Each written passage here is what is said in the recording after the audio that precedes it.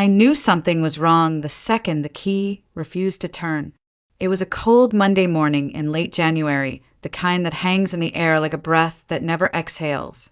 I had just returned from St. Joseph's Hospital, still in the same jeans I'd been wearing for 2 days, still carrying the same overnight bag I'd packed when Ethan collapsed. The bouquet in my left hand, roses and lilies from his coworkers, had wilted in the back seat of my car overnight. My eyes were swollen, lips cracked from too much crying and too little sleep. I had watched my husband die in the cardiac unit 12 hours earlier. I wasn't ready to face the silence of our house, but I also wasn't ready for what I saw instead. I stepped onto the porch and slid my key into the front door. It jammed. I pulled it out, tried again, nothing. My heart stuttered. I checked the spare, the one hidden behind the loose porch stone. Still no luck. It was like the lock had forgotten me, or worse, rejected me. That's when I noticed the curtains. The white linen ones I'd hemmed myself were gone, replaced by thick velvet panels in a garish floral print I'd never seen before. My stomach dropped. I peered closer through the narrow slit between fabric and wall, squinting against the morning glare. Inside, the living room was cluttered with boxes, cardboard towers where there should have been clean space. A pink velvet pillow sat on my reading chair, a floral teacup on the coffee table, and then I saw her, Diana, my mother-in-law, wearing a navy cardigan and a smile that sent ice crawling down my spine. She was sipping tea, my tea from the wedding china Ethan and I had saved for 3 years to buy. Across from her, casually tossing throw blankets into a basket, was Jocelyn, Ethan's younger sister. They were laughing, moving in, like I didn't exist, like Ethan hadn't died the night before. I knocked. No answer. I knocked again, louder this time, fists trembling, throat raw. After what felt like forever, the door cracked open. Diana's figure filled the frame, composed and calm, her arms folded tightly across her chest like she'd been preparing for this moment for years. "Rachel," she said, tilting her head. "Didn't expect you so soon." "What's going on?" My voice shook. "Why can't I open the door?" She leaned against the frame, perfectly poised. "Because, dear, you don't live here anymore."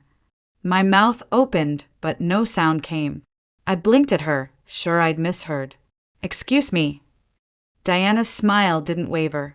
"Ethan paid for this house. My son, not you.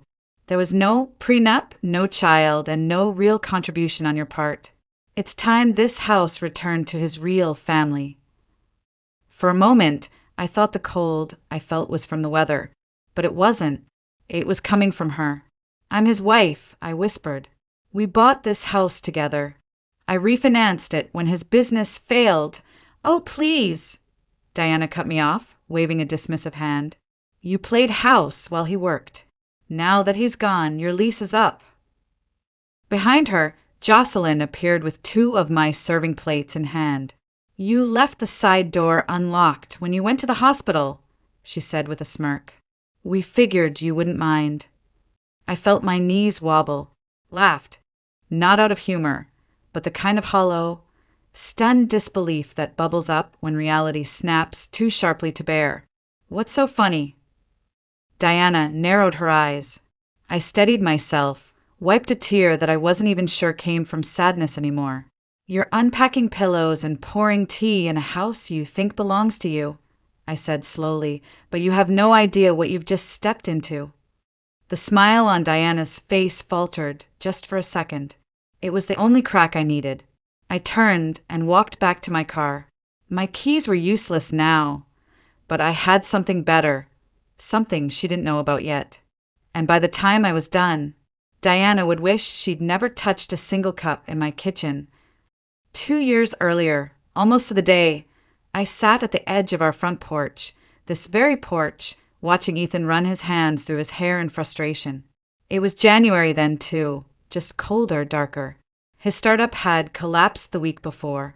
The bank had frozen his business accounts. His credit score had tanked. I remember the way he couldn't look at me directly when he said it. They might take the house, Rachel. He wasn't a weak man. But that day, I saw him cracked open in a way I never had before. It was the same house Diana now claimed belonged to the real family.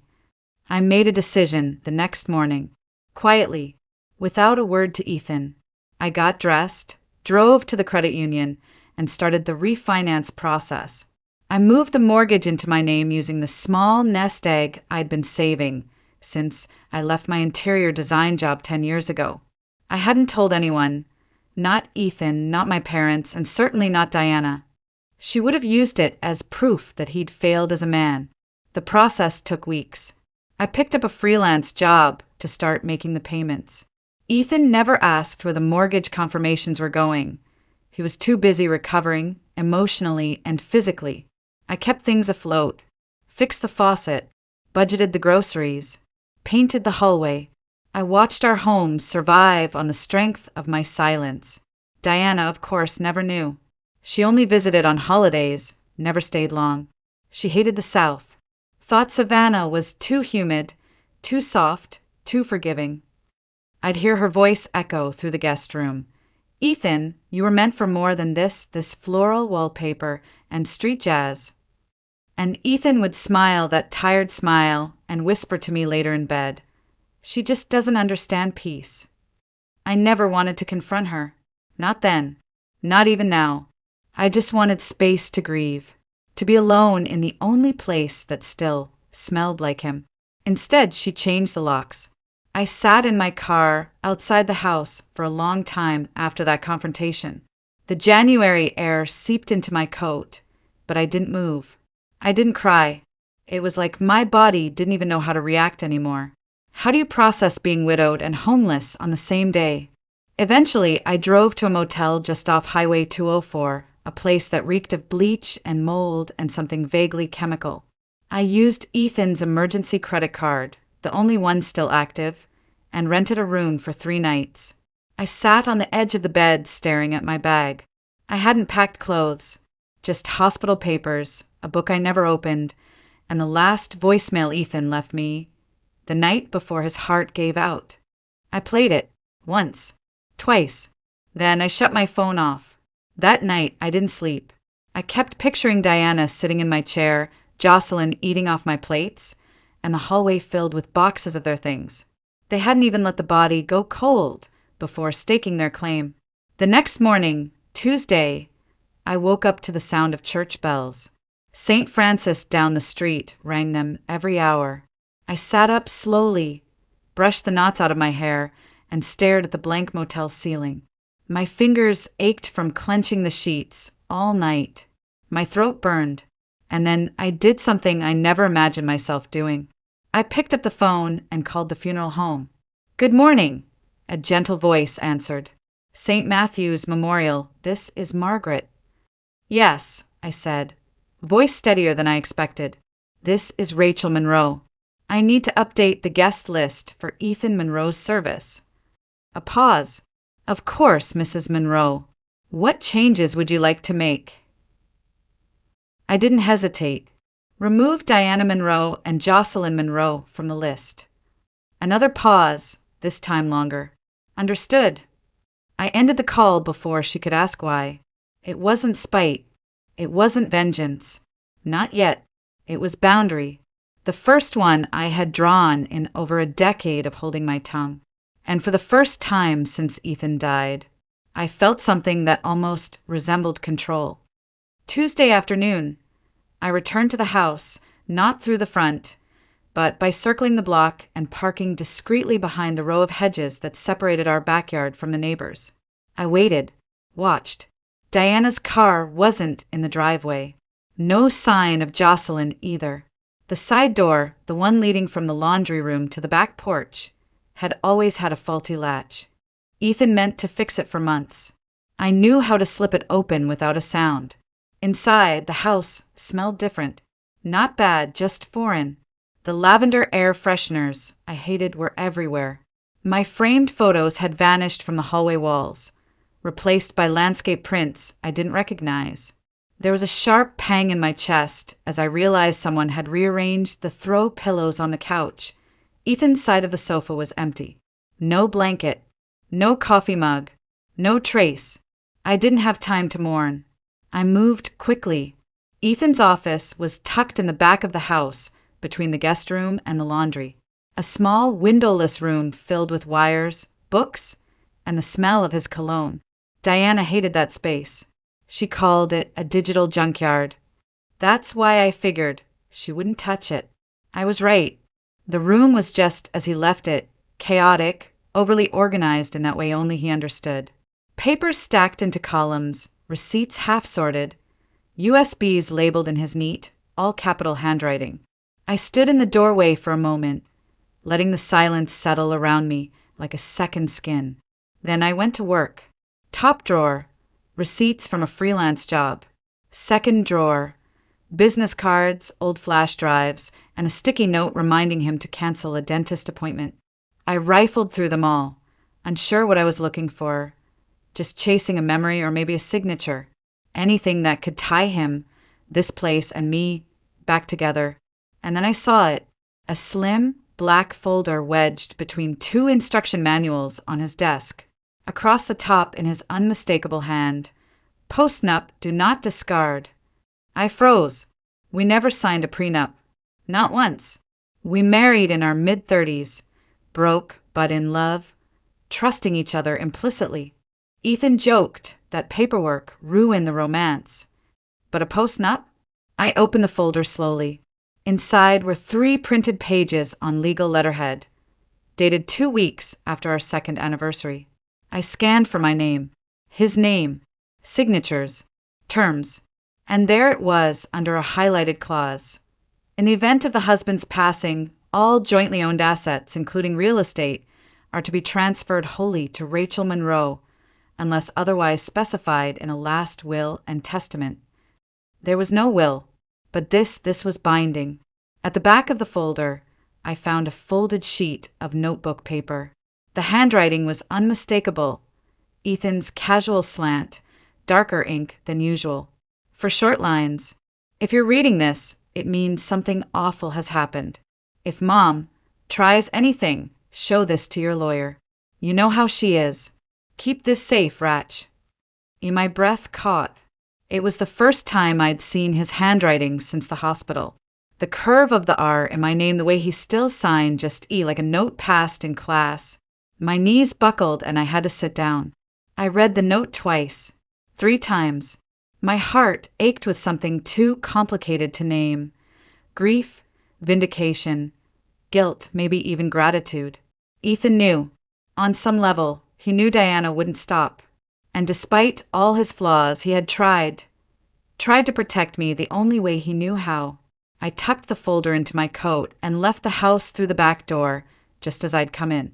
That night, back at the motel, I didn't sleep again. But I didn't cry either.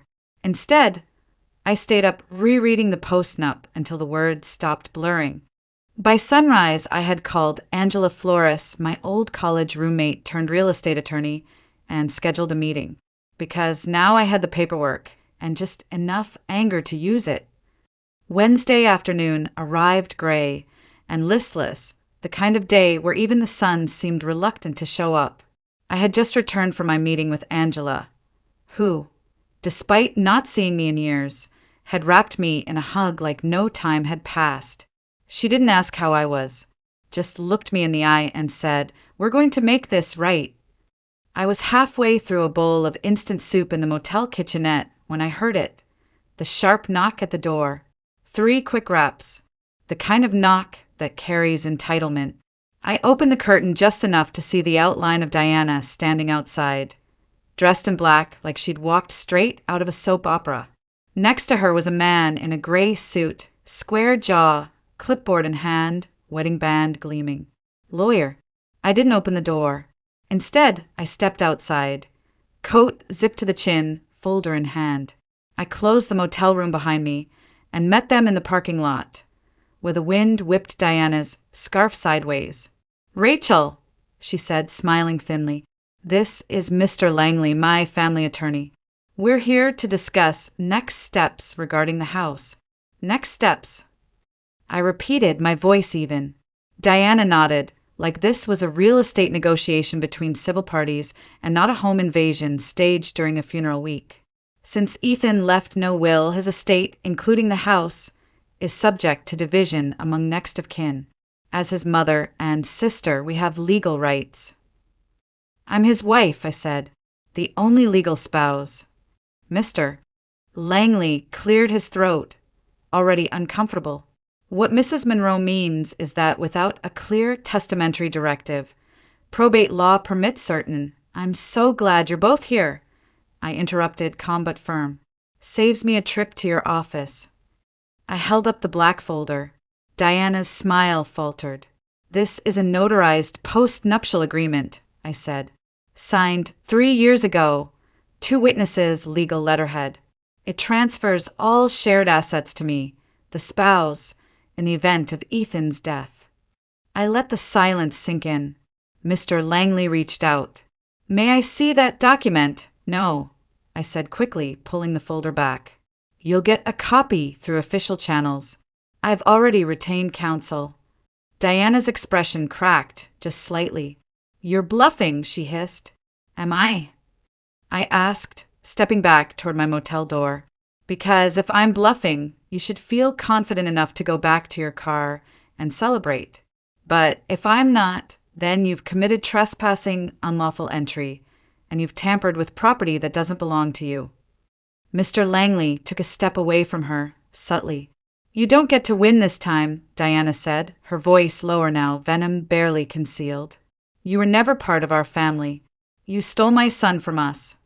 I tilted my head. He wasn't a trophy, I replied. He was a man, and I didn't steal him. You pushed him away the second he stopped living by your script. I didn't wait for her to reply. I turned my back and walked inside, locking the door behind me. From the window, I watched them stand in silence for a few seconds before Diana spun around, climbing into the passenger seat like a queen in retreat. The lawyer followed, awkward and flustered. They didn't knock again. That night, I sat on the edge of the motel bed and opened Ethan's letter again. I ran my fingers across the ink, wondering if he ever imagined how fast she'd come for me, how shameless she'd be. Maybe he had. Maybe that's why he wrote it. I didn't sleep much. The adrenaline made rest impossible. My hands kept twitching. My breath came in shallow bursts. But something inside me had shifted. I wasn't just reacting anymore. I was preparing, and the next move would be mine.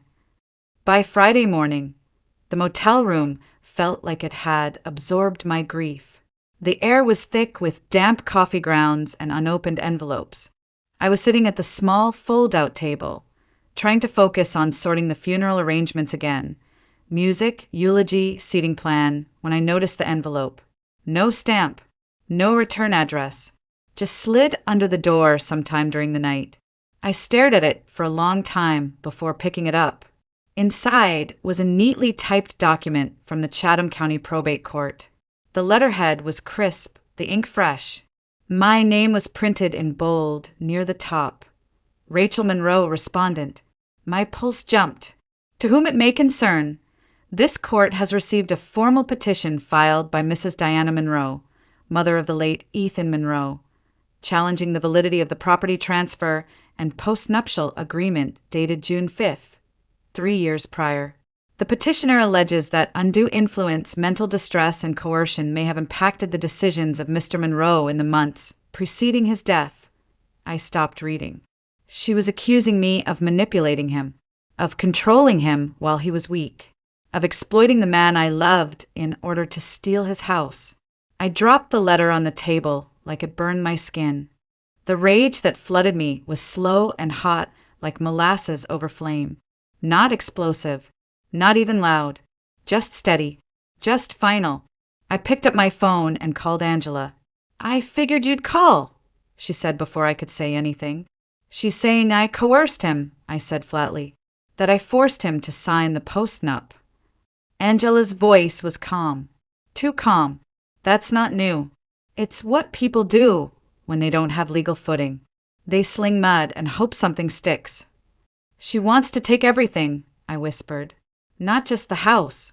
She wants to rewrite who he was. who we were. She wants control, Angela corrected. This isn't about money, Rachel. It never was. I stared at the corner of the ceiling, feeling that cold motel air wrap around my ankles. I want to fight her, I said. Not just stop her. I want to destroy her. Angela paused. Then her tone shifted, steel under velvet. Good. But we do it smart. You don't speak to her. You don't respond. You let me build this like a wall, one brick at a time. We hung up. I stared at the court letter for a long time, then folded it, slid it back into the envelope, and tucked it into my suitcase. That afternoon, I received a text message from a number I hadn't seen in over a year. James Harding, Ethan's former business partner. Hey, Rachel. I don't want to get involved, but Diana reached out. She asked about Ethan's mental state during the last few months.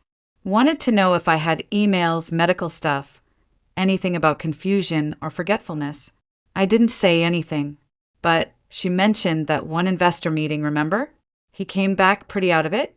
I just wanted to give you a heads up. I stared at the message until the screen went dark.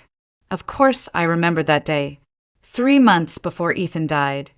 He'd come home from a client meeting pale and shaken. Said he forgot where he parked. Forgot the name of the guy he'd just met.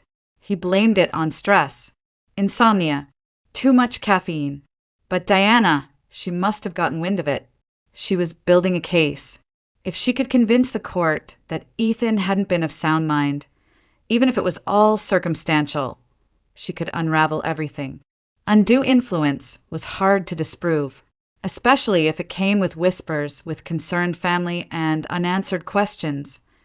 That was the moment I remembered something Ethan said, almost offhand, one night after dinner. I have an appointment at St. Michael's next week, he'd said. Neurology, just to rule stuff out. Probably nothing. I hadn't gone with him. He told me not to worry. I scrambled off the bed, yanked open my suitcase, pulled out the folder of documents, and dumped it across the bedspread. I tore through everything, utility bills, mortgage receipts, old birthday cards, even a dentist reminder. Then, tucked inside a pile of unopened mail from 3 months ago, I found it. A sealed envelope from St. Michael's Neurology Clinic. I opened it with shaking fingers. Dear Mr. Monroe, following your recent cognitive assessment, we are pleased to inform you that your results fall within the normal range. No signs of early cognitive decline were detected. I read it 3 times before I finally let out the breath I'd been holding for a week. He had been okay, and now I had proof. Monday morning, 1 week since Ethan died, 5 days since Diana filed the petition, 72 hours since I found the neurologist's letter that would change everything. The courthouse on Montgomery Street was cold even in spring. Steel benches, marble floors, that sterile echo of shoes clicking, paper shuffling, and whispered accusations. Angela met me on the steps, hair in a tight bun, folder in hand, eyes sharp. Ready? She asked softly. I am, I said, and I was. For the first time in days, I stood with both feet grounded. Inside, the courtroom wasn't full, just a scattering of people. Diana in the front row, dressed in funereal black lace, her posture immaculate, a tissue already clutched like a prop. Jocelyn sat beside her, head bowed, the perfect daughter in mourning. On their side, Mr. Langley, the same man with the clipboard from the motel. I didn't look at them. Angela and I sat at the respondents' table. My hands trembled under the surface, but I kept my back straight. I wasn't here to beg. I was here to protect what Ethan and I had built. The judge, a woman in her 60s with silver glasses and tired eyes, called the session to order. Mr. Langley went first. His voice was careful, gentle, designed to paint Diana as a concerned mother, not a bitter one. He spoke of Ethan's sudden demise, of unanswered questions, of documents signed during times of emotional vulnerability. He avoided the word coercion, but let it hover in the air like smoke. Diana cried once, right on cue. Angela stood slowly when it was our turn. She didn't perform. She didn't raise her voice. She simply laid down the facts like cards in a poker game. The notarized post-nup, the house deed in my name, the mortgage payments made exclusively for my account, and finally the letter from St. Michael's Neurology, signed, dated, sealed. Angela handed the copy to the judge and said one sentence that quieted the entire room. This is dated 3 months before Mr. Monroe's death and confirms his full mental capacity. Mr. Langley stammered, tried to pivot. Even so, Your Honor, we must consider the emotional dynamics. Do you have documentation? The judge asked flatly. Medical records? Testimony from a licensed physician? Any evidence of diminished capacity? He faltered. No, Your Honor. Then I see no grounds, the judge said, already writing. The post-nuptial agreement is legally binding. The deed is in Mrs. Monroe's name. This house legally belongs to her. Case dismissed. Just like that, the gavel came down like thunder in my ears. I didn't cheer. I didn't smile. I just exhaled long, slow and silent. The kind of breath you don't realize you've been holding until you finally let it go. Outside the courthouse, the sky was a deep blue. Birds chirped in the oak trees like nothing had happened at all. I didn't expect her to follow me, but she did. Diana caught up on the courthouse steps, heels clicking like gunshots on stone. You may have won the house, she said, voice like glass, but you'll never erase me. I'm his mother. I turned slowly. You already erased yourself, I said. She blinked. What? You erased yourself the moment you tried to rewrite who he was. The moment you broke into our home, stole his things, lied under oath. Ethan knew who you were, Diana. That's why he wrote the letter. That's why he signed the post-nup. Her face cracked, not much, but enough. I leaned in, and if you come near me again, I won't need a courtroom to protect myself. I've already filed the restraining order. She stepped back. You can't keep me from his funeral, she hissed. I already did, I replied without raising my voice. I called the funeral home the morning after you changed the locks. Your name is off the list. If you show up, they'll escort you out. Her mouth twisted. You vindictive little. No, I said, cutting her off. I'm not vindictive. I'm free. And I walked away, head high, not once looking back. The chapel smelled like lilies and cedar polish. It was Tuesday, exactly 1 week after Ethan's heart gave out. The service had been scheduled for noon, but by 11:15, the pews were already filling. Friends, neighbors, a few of Ethan's old clients. Some had driven in from Atlanta, others from Charleston. Many hadn't seen us in years. I'm so sorry, they whispered as they hugged me. He loved you so much. He always talked about your garden plans. He said you were the only calm he ever knew. I nodded, smiled softly, swallowed words I couldn't afford to speak. Angela arrived just before 11:30 and sat quietly near the front, not as my attorney today, but as a friend. She didn't say anything. She didn't need to. The musicians tuned quietly in the corner. The minister stood near the altar, flipping through notes. The urn sat on a small table wrapped in blue velvet, Ethan's favorite color. I'd chosen it myself. And then I saw them. 2 silhouettes slipping into the back pew, barely noticeable if you weren't looking. But I was. Diana, Jocelyn, dressed in black, perfectly coordinated, hair pinned, veils subtle but unmistakable, mourning clothes, theater costumes, masks. They weren't on the guest list. I'd made sure of that. The funeral home had assured me they would be stopped at the door, but someone must have looked away at the wrong moment. And now, there they were, pretending to belong. I stood frozen for a moment, staring across the chapel. My breath caught. My heart pounded, not from grief but fury. I had buried Ethan once already. I would not let them dig him up for show. Angela turned toward me, slightly. Want me to handle it? She whispered. I shook my head. No, I would do it myself. I walked slowly down the aisle, heels echoing in the sudden silence. Every head turned. The music paused. Even the minister stepped aside, sensing something sacred in motion.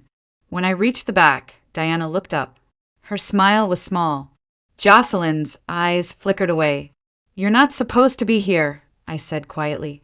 "We're not leaving," Diana replied, voice low and proud. "I gave birth to him." "Then you should have respected his wishes." "I'm his mother." "And I'm his wife." My tone didn't rise. "The only one he chose." She straightened, defiant. "You can't stop me from mourning my own son." "Not mourning," I said. "Performing." She blinked. "I will walk out right now," I added. "And I'll take the minister with me. We'll finish the service at a park, at a parking lot, at a kitchen table, I don't care. But you will not sit here and pretend you didn't try to erase him. You don't get to use his death for dignity you never earned." For a second, no one moved. Then, Jocelyn's voice broke the silence. "Mom," she said softly, without meeting anyone's eyes. "Let's go." Diana turned toward her, stunned. "We're not wanted here," Jocelyn added. "Let's stop pretending." She stood, and slowly, Diana followed. There was no scene, no screaming, no tug of war, just the sound of two pairs of heels walking away, and the soft click of the chapel door closing behind them. When I turned back toward the altar, the entire room exhaled. I walked slowly to the front. The music resumed. The minister nodded, and with my hand steady, I stood before Ethan's urn and said goodbye. Not surrounded by liars, not interrupted by venom, but wrapped in silence, in truth, and in the love of people who actually knew who he was. And for the first time since he died, I felt peace. The day after the funeral, the house was silent. Not the kind of silence that comforts, but the kind that watches you, waits for you to crack. I stood at the kitchen sink in Ethan's old sweatshirt, fingers wrapped around a chipped mug. The coffee had gone cold an hour ago, but I hadn't moved. Outside the window, the garden was bare, just turned soil and the beginnings of what would come later. Maybe, if I could keep going. I turned around slowly, half expecting to see Ethan sitting at the table, humming some off-key song, legs kicked up like he always did. But the chair was empty.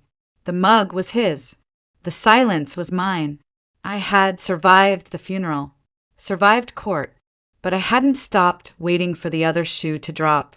So when I looked out the front window and saw Diana's car parked across the street, I wasn't surprised. It was early, barely 7 a.m. The engine was off. The windows rolled halfway down.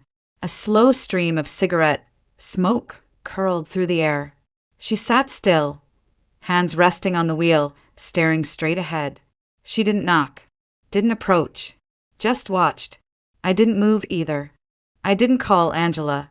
I didn't take a picture for evidence. I just picked up my coffee, walked calmly out onto the front porch, and stood there, barefoot, hair undone, mug in hand. I met her eyes. She flicked her cigarette out the window. The car rumbled to life, and then she drove away. No threats, no shouting, no final word. Just gone. But I knew it wasn't surrender. It was retreat, a reminder, her way of saying I still exist. I went back inside, locked the door, and exhaled. That night I didn't sleep. Not from fear, not anymore, but from something quieter, heavier, like my body still bracing for impact, even when the danger had passed. For 3 days, she didn't come back. I spent them cleaning, sorting Ethan's files, touching every drawer and surface he'd once used. The process was brutal. Each receipt a memory, each pen with his bite mark a tiny cut to the chest. On the third afternoon, I found his old gardening notebook, the one he used to fill with plans, doodles, dreams of a backyard space where things could grow without judgment. He had drawn marigolds, labeled every seed, even taped down a packet with a note for Ratch. "One day when you're ready." I wasn't ready, but I went outside anyway. I dug where he marked, turned the soil with bare hands, planted every seed, watered them gently, sat beside them as the sun went down. And for a moment, I forgot the lawsuits, the accusations, the funeral seating chart. I remembered his hands, his laugh, his stupid gardening hat.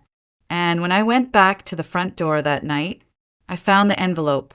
No stamp, no handwriting, just 6 words printed in bold block font on a sheet of plain paper. This house will always be mine. I stared at it for a long time. Then I laughed, not bitterly, not out of rage, just lightly, with something that sounded like release. She had nothing left, no claim, no proof, no presence, just 6 words from a woman who had already been removed from my will, my wedding, my life. I took the paper outside, walked to the garden, dug a small hole in the soil under Ethan's marigold bed, buried the letter deep, covered it with earth. Fertilizer, I thought. Maybe something good would grow from it. I brushed the dirt from my fingers and whispered, "You don't haunt me any more." Then I went inside and made tea, with cinnamon, because Ethan always said grief needed something sweet. Spring came early that year. The air smelled like turned earth and lemon blossoms. The garden outside, once just dark soil and scribbled dreams in Ethan's notebook, was beginning to stir. Shoots pushed through the dirt, small and stubborn. Green things fought their way toward the sun. Every morning, I watched them with coffee in hand, wrapped in Ethan's flannel shirt. No muck-up, no expectations, just breath. I didn't hear from Diana again. Not a letter, not a phone call, not another car parked across the street.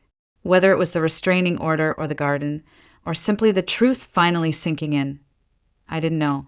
And I didn't care. She was no longer a presence, just a shadow in the rearview mirror.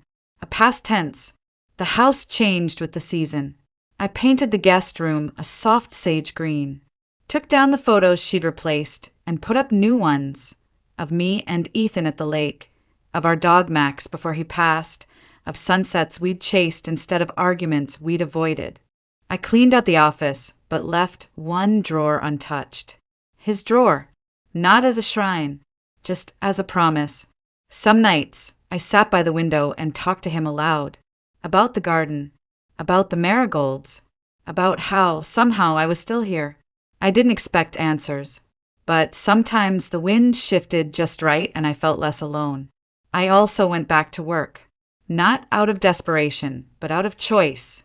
I reopened my interior design business, small at first, one client at a time. A grieving widow who wanted to repaint her kitchen to feel less like his space. A retired couple building a sunroom to grow orchids. A young woman who just left her fiancé and wanted her apartment to feel like hers again. They didn't know my story, but I saw pieces of myself in every one of them. I designed like I was planting, with care, with vision, with a quiet kind of power. One Saturday morning, as I trimmed back the rosemary in the kitchen window, I noticed an envelope had arrived by regular mail. No threats, just a check, a refund from the funeral home. The card inside said, "You handled everything with grace. Ethan would have been proud." No signature, no return address, but I recognized the handwriting. It was Jocelyn's. I tucked the note into the back of Ethan's garden journal. It didn't change the past, didn't fix anything, but it was something, and something was enough. By early summer, the marigolds bloomed in full, a burst of gold and orange, so bright they almost looked like fire. I sat beside them barefoot, dirt under my nails, sun on my cheeks, and I whispered the final thing I needed to say. I didn't win because I took something from you, Diana. I won because I refused to let you take me. The wind rustled through the leaves. The chimes on the porch sang a soft, crooked song, and somewhere inside the air, I could almost hear Ethan laugh. They always say that grief fades with time. It doesn't. It changes. It shifts. It softens at the edges, maybe, but it never disappears. It just folds itself into your routine, into the tea you make in the morning, into the silence between songs on the radio, into the way your hand still reaches for someone who isn't there. Ethan is gone. That is the truth.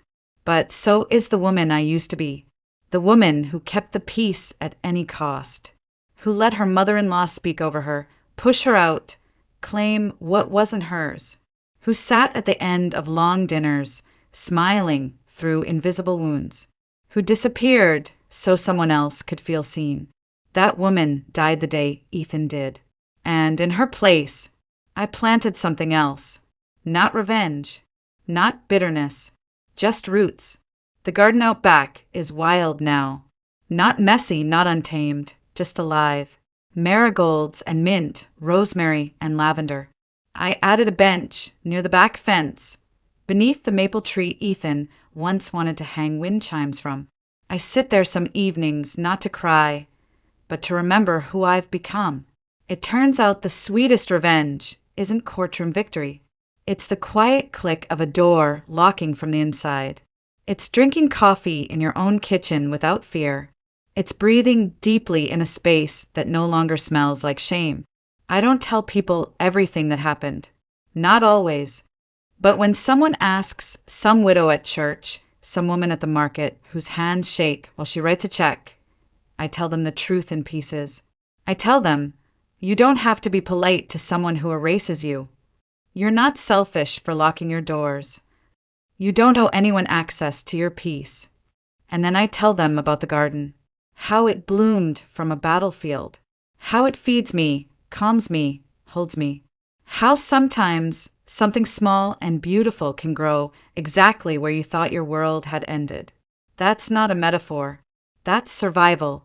And now, months later, I don't walk like I used to. I don't apologize for taking up space. I don't explain why I changed the locks. I don't flinch when I pass that stretch of road where her car once sat, silent and waiting. Because she's not waiting anymore. She lost. And I'm not angry. I'm just done. This house is mine. This life is mine. This voice, this calm, steady, stubborn voice is finally mine. And I'll never hand it over again. I never planned to become the bride who brought a man to his knees, not in devotion, but in devastation. Yet life has a funny way of rewriting your story when you least expect it. And on the night before my wedding, fate handed me a truth I never asked for. Tomorrow I would return the favor. Nathaniel Kavanagh and I had been together for 3 years. 3 years of curated perfection, where every dinner party, every gala, every whispered promise felt like part of a fairy tale I had somehow stumbled into. He was everything I thought I wanted, brilliant, powerful, polished. The kind of man who could silence a room with a smile and seal a business deal with a single handshake. To most, he was untouchable. To me, he was home. Or so I believed. His mother, Victoria, had taken me in like her own. After losing my parents in a fire when I was 17, I never thought I'd find that kind of maternal warmth again. But she gave it freely. Afternoon teas, heirloom recipes, stories of the Kavanagh legacy dating back to the Boston Tea Party. And Lena, his younger sister, became the best friend I never had. I was the girl from nowhere. And they made me feel like I finally belonged somewhere. The rehearsal dinner had ended hours ago. Nathaniel had kissed my forehead and disappeared with his friends for one last night of bachelor freedom. I hadn't planned to follow, but as I unpacked the final details for the morning, I realized I had forgotten one thing: his grandfather's cufflinks. They were a gift from Victoria, meant to be worn as a blessing for legacy and fidelity. The irony would strike me later. I called down to the concierge at the Kavanagh Grand Hotel, where the bachelor party was being held just 2 blocks from our Beacon Hill penthouse. The staff knew me well. We'd hosted more than a few fundraising events and charity auctions there. They didn't hesitate to direct me to the private lounge. I should have knocked. I should have made some noise. I should have done anything other than stand still when I heard my fiancé's voice. Nathaniel's laughter floated through the half-open door. That signature, low-pitched chuckle that always made me feel safe, now carved into my memory like a blade. Then came Grayson Hale, his best man, his college roommate, the man who'd once toasted to our eternal love with a $5,000 bottle of scotch. Come on, man. You're not seriously going to tie yourself down with Evelyn Harper, are you? Grayson's voice was thick with amusement. Why not? Nathaniel replied, slurring slightly. She's perfect on paper. Orphan background makes for a good PR story, and her nonprofit contacts are already opening doors. Once we get the merger through, everything else falls into place. Someone else laughed. Then she's just a placeholder, Nathaniel added, until someone better comes along. Someone with pedigree.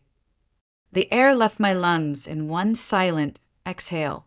I stood there in the shadows, clutching a small velvet box I had once thought of as a symbol of legacy. Now it felt like a funeral urn for something already dead. 3 years. 3 years of love, of laughter, of trust. All of it shattered in one overheard confession. But I didn't cry. I didn't scream. I didn't burst through the door like some jilted soap opera character. Instead, I turned and walked away. Slowly, deliberately, my heels clicking against the marble floor like a countdown. Back at home, I didn't sleep. I opened my laptop, entered our shared business accounts, because, yes, I wasn't just the fiancé. I was also the silent co-founder of Kavanaugh Global Impact Fund. I had helped build his empire, and now I would burn it down. By dawn, I had enough digital threads to trace something far more sinister than emotional betrayal. Offshore accounts, redirected charitable funds, correspondence between Nathaniel and Camilla Rhodes, his partner, both in business and evidently in bed. The woman he planned to marry was just the decoy. The real merger was happening elsewhere, but the wedding would still go on. Only this time, the bride wouldn't be walking toward a future. She'd be walking into war. I never imagined I'd be plotting revenge in my wedding gown. But as dawn crept through the windows of our penthouse, painting the city in shades of gray and gold, I sat in silence, my laptop glowing in the dim room like a loaded weapon. Nathaniel had underestimated me. He thought I was just a pretty accessory to complete his brand. He forgot I was the one who built the back end of his empire, the one who knew where the paper trail started, and more importantly, where it ended. While the city slept, I traced every transaction he thought was invisible.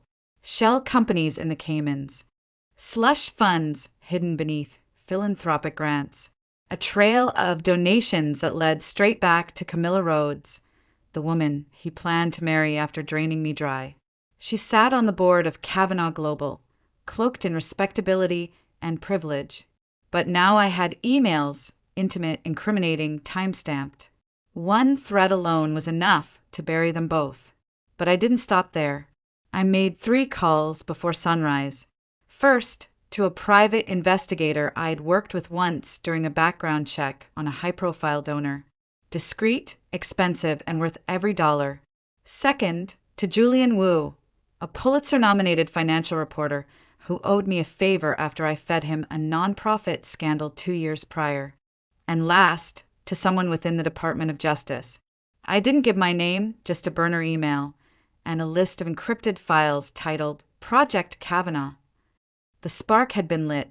By the time the city stirred, my strategy was already in motion. I had evidence uploaded to cloud storage, timed emails set to release, and a small team of journalists, lawyers, and federal agents who had no idea the woman pulling the strings was the bride they'd be reading about by morning.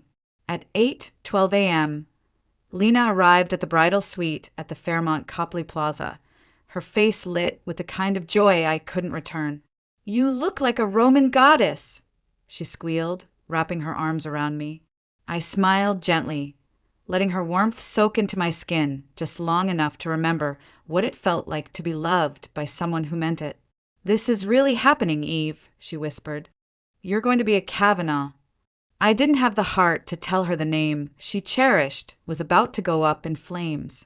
By mid-morning, Victoria swept in like royalty. Her pearls gleamed against her navy silk dress, and in her hands she held a small velvet box.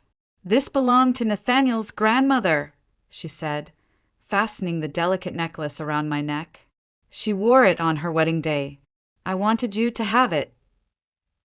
The pearls felt cold against my skin. Thank you, I said softly, my voice catching for a second.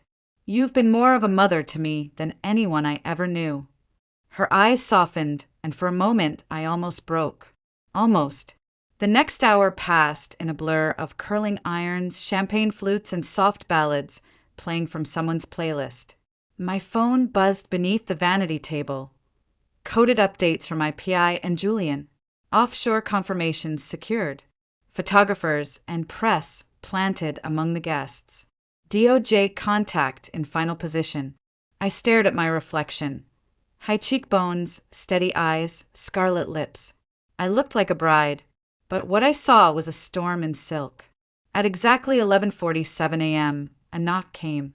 30 minutes, Lena called cheerfully from behind the door. I slid the cream-colored envelope from beneath the drawer and slipped it into a hidden pocket sewn into my dress. The weight of it anchored me, reminded me that this wasn't just a betrayal. It was a corporate crime, a deception so vast it had touched not only my heart, but hundreds of innocent employees who had no idea their 401(k)s were balancing on a lie. I stepped into my heels. I picked up the bouquet, white peonies and blush roses, and I felt their petals like fragile reminders of everything Nathaniel had tried to fake. I'd asked the florist for one red dahlia in the center. It meant betrayal, a message only I would understand. The ceremony was held at St. Benedict's Cathedral, the grandest venue in Boston. The string quartet played Pachelbel's canon as I stepped into the vestibule. My phone buzzed one final time. Everyone in position, the message read. Time to go. I deleted it and walked forward, not toward love, but toward reckoning. The church doors closed behind the last bridesmaid, leaving me alone with the silence. Through the heavy wooden doors, I could hear the final notes of the canon fade into stillness. My heart didn't pound. My hands didn't shake. I felt calm, as if my body already knew this wasn't a wedding march. It was a war procession. I adjusted the lace at my wrist and checked one last time that the envelope was secure in the hidden slit of my dress. Then I whispered to the coordinator beside me, I'm ready. The grand oak doors creaked open. A flood of golden light spilled into the church as the music shifted to the wedding march. 200 guests rose to their feet in unison, their heads turned toward me, toward the image of the perfect bride. I walked slowly, the bouquet steady in my hands, the dahlia bleeding red against the ivory silk. Nathaniel stood tall at the altar, handsome and composed, his smile polished to perfection. He didn't know he had less than 5 minutes left in the world he built. As I walked, memories flickered like ghosts along the aisle. His proposal in Tuscany under the stars. The night he stayed up to help me build the first pitch deck for the Impact Fund. The way he used to tuck a strand of hair behind my ear and say, You're my beginning and my legacy. Every image now soured, not with grief, but with clarity. 3 steps from the altar, I caught Grayson's gaze in the front pew. His smirk faltered. 2 steps. I saw Camilla seated next to a state senator's wife, her navy dress pristine, her expression unreadable. 1 step. I looked at Victoria, dabbing at her eyes with a monogrammed handkerchief, glowing with pride, and Lena, beaming, giving me a subtle thumbs up from behind the bridesmaids' row. Nathaniel leaned in, his voice low and rehearsed. You look like something out of a dream. I smiled, took a half step back. Not quite, I said, and turned to face the crowd. The music died. A hush fell over the cathedral. Before we begin, I said, my voice smooth, unwavering, I'd like to share a few words. Not from scripture, but from a collection of emails, dated across the past 18 months. Written by the man I was about to marry. A stunned silence, then shifting, a cough. Camilla's lips pressed into a line. I pulled the envelope from my dress, broke the seal. The paper crackled in my hands as I opened the first page. To Camilla Rhodes, I read aloud, subject line, post-wedding strategy. Once the Harper merger is secured, I'll move forward with dissolving her stake. She suspects nothing. Her devotion is a tool, and timing is everything. Gasps echoed from the pews. Nathaniel stepped forward. Evelyn, what the hell are you doing? I held up a hand, cutting him off. I'm just getting started. I turned another page. As for the offshore accounts, I paused, scanning the audience. Well, perhaps it's best if the SEC representative in the third pew hears about those firsthand, or the journalists scattered throughout this church. At that moment, the church doors opened again. 2 men in dark suits entered. No fanfare, just quiet precision. Nathaniel's mask cracked. You're ruining everything. No, I said softly. I'm revealing everything. I dropped the pages. One by one, they fluttered to the marble floor like snow. Each a confession, each a nail in the coffin of his legacy. I trusted you, I said, my voice rising with steel. I built your company.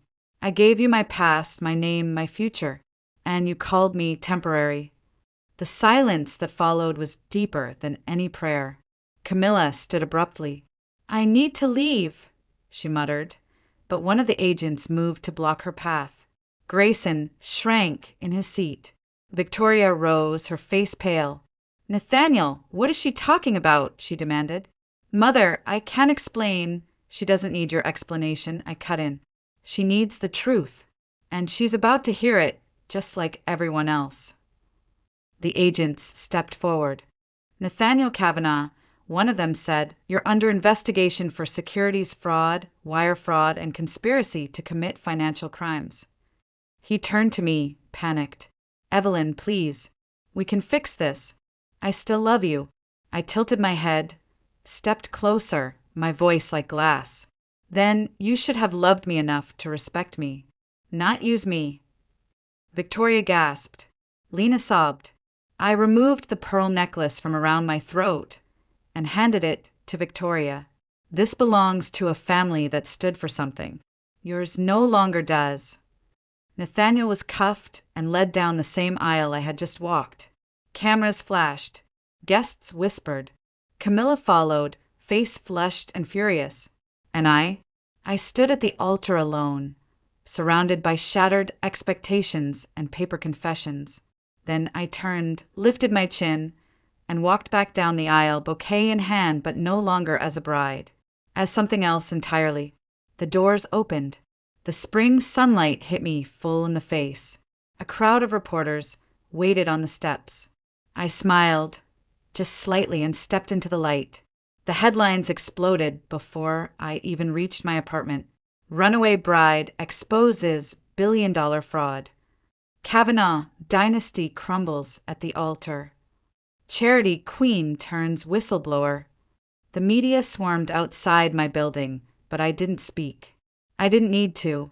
The truth had already spoken louder than any statement I could make. Camilla Rhodes was arrested within 24 hours. Her lawyers claimed she was blindsided. The email evidence told another story. Grayson Hale lawyered up, but it was too late. His name was all over the slush fund ledger, buried beneath fake consulting contracts. Nathaniel was denied bail. The risk of flight was too high. Lena called me sobbing. Why didn't you tell me? She whispered. I could have helped. But we both knew she couldn't. Her love for her brother had always been her blindest spot. Victoria's silence was more deafening. It wasn't until 3 days later that she appeared at my door, holding the same velvet box that had once carried her family's pearls. They belong to you now, she said, pressing them into my hands, because you didn't just save yourself. You saved what little dignity this family had left. I didn't cry. I couldn't. I had moved past grief and rage. I had entered something sharper, purpose. Within weeks, I founded the Harper Integrity Group, a consulting firm built to prevent exactly what I had exposed. I hired experts in forensic accounting, whistleblower law, and corporate governance. What started as a team of 5 quickly grew into 30, then 70, with offices in Boston and D.C. Clients came flooding in, not because of who I was before, but because of what I stood for now. Universities began asking me to speak. First Harvard, then Yale, then Stanford. My inbox overflowed with messages from women, men, interns, assistants, CEOs, each with their own story of betrayal, silence, fear. I read every word. I answered when I could. The world hadn't run out of corruption. It just needed more people brave enough to confront it. The Kavanaugh name was stripped from every corporate building within months. Lena took over a small division of what was left, determined to rebuild it into something honest. Victoria donated half her personal wealth to a foundation focused on ethical leadership. We didn't speak often, but when we did, there was something like mutual understanding in the silence. Nathaniel tried writing to me. Letters filled with apologies, explanations, desperate nostalgia. I didn't read them. I didn't need to. I'd already read everything that mattered the night before our wedding. Grayson disappeared to Arizona. Rumors said he was working in insurance under a fake name. Camilla flipped on Nathaniel during the investigation, trading her sentence for testimony. She got 5 years. Nathaniel, 15. No parole. The night before the sentencing, I stood by my window, looking out over Boston Common. I had traded in our penthouse for something smaller, simpler, with wide glass windows and a view of the city I had once wanted to conquer alongside him. Now I looked down on it not with ambition, but with clarity. The next morning, the courtroom buzzed with anticipation. I sat in the front row beside Lena and Victoria. When Nathaniel entered in shackles and a muted jumpsuit, he scanned the room until his eyes met mine. For the first time, he didn't smile. The judge read the charges. The evidence was overwhelming. Embezzlement, fraud, conspiracy, securities manipulation. The sentence came down like a gavel through marble, 15 years served in full. When it was over, Nathaniel looked at me and mouthed something I couldn't quite make out. It didn't matter. Whatever story he had told himself about me had ended the moment I had stepped away from that altar. I walked out of that courtroom free, not because justice had been served, but because I had chosen to fight for it. I didn't just leave him at the altar. I left behind the version of myself who once thought love could fix a man bent on control. 6 months after the sentencing, I stood before a lecture hall at Stanford Business School, the words Montgomery Case Study, replaced now by its real title, The Kavanaugh Collapse. I had just finished a keynote on corporate fraud detection when a hand rose from the front row. MS. Harper, the student asked, voice steady, what was the hardest part of choosing truth over love? I smiled, resting my hand on the podium. Real love doesn't ask you to choose, I said. Only illusions do. After the lecture, a man approached me, tall, quiet, the kind of presence that didn't demand attention, only earned it. Dr. Adrian Lin, he said, extending a hand. I teach business ethics here. Your experience, it's changed the way we teach accountability. There was something different about him. Not charm, not polish, just steadiness, a sincerity I hadn't felt in years. Our conversations began professionally, syllabi, curriculum development, joint workshops. But they grew. Coffee meetings turned into evening walks through campus. Debates over corporate case studies turned into shared dinners. And somewhere between lectures and laughter, something else formed. Something slow, gentle, real. Adrian never asked about Nathaniel. He never tried to compete with ghosts. Instead, he listened when I chose to share. And when I told him everything, from the cufflinks to the courtroom, he didn't flinch. You didn't destroy anything, he said one night. You revealed what was already broken. That's not vengeance. That's courage. 2 years after the wedding that wasn't, I stood in front of a full-length mirror in a different white dress. This one was simpler. No corset, no train, no hidden pockets. Just silk, light and strong like the woman who wore it. Victoria stood behind me, misty-eyed as she adjusted the hem. "This time," she whispered, "you're not walking toward power. You're walking with it." Adrian and I married in the botanical garden where we'd once mapped out an ethics curriculum on a park bench. The ceremony was small: families, students, colleagues, friends who had seen me unravel and rebuild. Lena toasted with tears in her eyes. To my sister, not by blood, but by choice, who showed me that truth can be a weapon, but also a home. Our consulting firm had expanded to 3 countries by then. Harper & Lynn was now the gold standard for corporate ethics. Companies brought us in not just after scandals, but before them. We trained boards, advised regulators, and mentored the next generation of business leaders. The Kavanaugh name was no longer a stain. It had become a case study, a warning, yes, but also a turning point. Nathaniel never appealed his sentence. From time to time, letters came from his facility. I read one. Just one. In it, he wrote, "You didn't just expose me. You saved me, not from prison, but from myself." I didn't reply. Some closure doesn't need words. Some ghosts dissolve in the silence. 5 years to the day after the night I stood outside that hotel door, I was invited back to speak at a global ethics summit, held at the same ballroom of the Kavanaugh Grand Hotel. I walked in not as a guest, not as a bride, but as a keynote speaker. My heels echoed against the marble floor like a new kind of music. Diana and Lena sat in the front row. Adrian's hand found mine as I stepped to the podium. "You're here because you believe business can be done with integrity," I began, looking out at a room full of CEOs, attorneys, and whistleblowers. "Let me tell you something I learned the hard way. The greatest threat to truth is not corruption. It's comfort. The willingness to ignore a red flag because it's wrapped in a velvet box." That night, under the same chandelier that once watched my world collapse, Adrian and I danced. I caught Victoria's smile from across the room. She lifted her glass in a quiet toast, and I returned it with a nod. Not to revenge, but to something better. The pearl necklace I once returned now sat in a glass case at our firm's headquarters. Beneath it, a plaque that read, "Integrity is the most valuable inheritance."